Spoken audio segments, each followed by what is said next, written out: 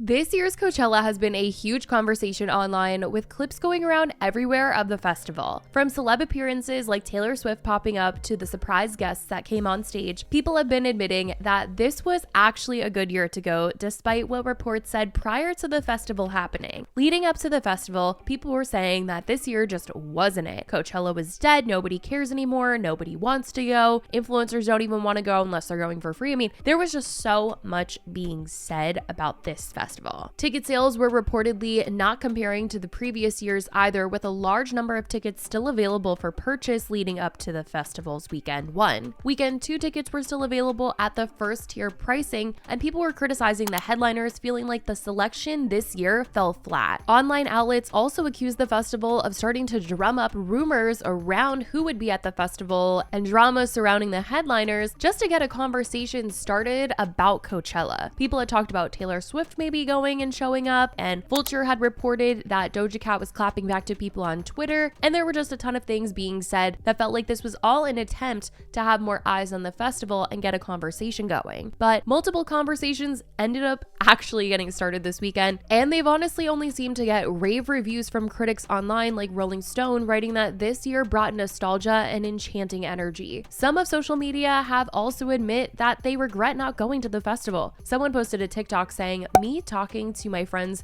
now that I've decided we're going to Coachella next year." All the comments were talking about how they felt the same watching the live stream from home, saying, "I literally told my friends that Coachella can't miss me next year. No, because I can't keep missing it. YouTube Live ain't cutting it anymore." The way people were bashing the set list when it first came out, "My FOMO is so bad right now. I've been seeing so many great sets. I can't sit here watching others live my dream." No, because this is the first time I've ever had Coachella FOMO. FOMO has never hit this hard. No, because this was the year to go. So let's talk about what actually went down at this year's festival that has everybody talking about it. There were a ton of surprise guests this year, which when it comes to Coachella, there is an expectation where some people are wanting a surprise guest to come out with someone on stage. It's just become this fun thing. I mean, this obviously happens at other festivals, but at Coachella especially, people are like, who is going to be brought out? Obviously, it's not good to go in with the expectation of, oh my God, who are they going to bring out? Because you could be disappointed and it could still be a really great set, but then you're disappointed because you expected something that wasn't going to happen. So it's best to go in with no expectations, but people do bring out a lot of stars and other artists on stage. It could be totally random. Will Smith even came out this year, and the cast of The L Word came out to announce Renee Rapp. I mean, truly, it can be random. But there were a lot of unexpected good surprises. Lana Del Rey brought out Billie Eilish, Jon Batiste, Jack Antonoff. Bizarrap brought out Shakira, which I thought was interesting because I heard prior to the festival that Coachella turned her down as a headliner. So for her to come and be a surprise guest was really unexpected. I think I was under the impression that maybe she had beef towards the festival after that, but no. Tems brought out Justin Bieber, which was definitely an unexpected surprise. I don't know if anyone was expecting this little collab that was about to happen on stage. No Doubt brought out Olivia Rodrigo, which was a huge shock, and my jaw is still on the floor about this one. I was just not expecting them to bring anybody out. I felt like it was already a huge deal that No Doubt was performing again together. They were having their reunion, but to witness this was a definite bonus. Tyler, the Creator, brought out Childish Gambino, A$AP Rocky, Charlie Wilson, and Kali Uchis. Vampire Weekend brought out Paris Hilton, and there are just so many more great surprises. Billie Eilish even did a surprise set at one of the stages this weekend. She was having fun with her friends. It was the Billie and Friends set. Tons of clips have been going around of her just having the time of her life on stage. She even kissed influencer Quinn Blackwell on stage. Anderson .Paak also popped up with a surprise set that, by the gods themselves, I ended up on stage to witness. As for people who attended to the festival and made headlines, obviously the entire internet freaked out when Taylor Swift and Travis Kelce actually did attend day 2 of Coachella. I think whether or not you like Taylor, you were seeing it.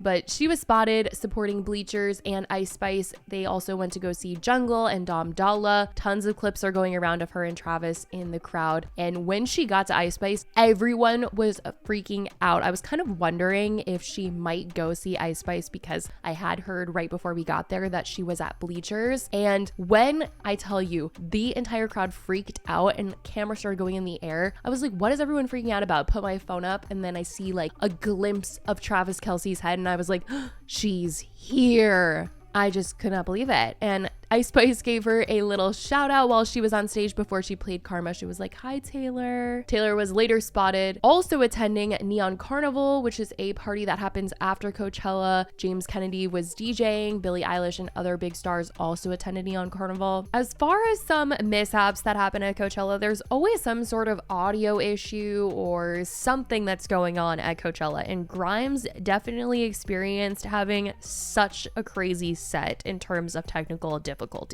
CNN even called it disastrous for a Coachella set. She tweeted out afterwards, I want to apologize for the technical issues with the show tonight. I wanted to come back really strong, and usually I always handle every aspect of my show myself. To save time, this was one of the first times I've outsourced essential things like record box BPMs and letting someone else organize the tracks on the SD cards, etc. I had a bad feeling beforehand not having run everything through the CDJs myself, and though I flagged it, I wasn't insistent. The big lesson for me was a mix of 1, if you want it done right, do it yourself. 2, BA, even if people feel bad. 3, probably pretend it's fine and engage with the crowd rather than spend a whole show slumped over the desk trying to fix software when you're meant to be entertaining. I will personally organize all the files next week. I will not let such a thing happen again. I've spent months on this show making music and visuals, and admittedly, am not in the best mood at the moment. But yeah, next week will be flawless. Everything will run through my hands. Some good lessons learned. Bless y'all. The CDJs were showing me BPMs like 370, so I couldn't even mix manually by ear, and the front monitors were off, so was literally sonic chaos on my end trying to guess how stuff was sounding for you guys. Please forgive me. Love always. Other big festival moments included Barry Keoghan supporting Sabrina Carpenter during her set, as the two of them have been rumored to be dating, and he was just geeking out watching her. It was really cute. She said hi to him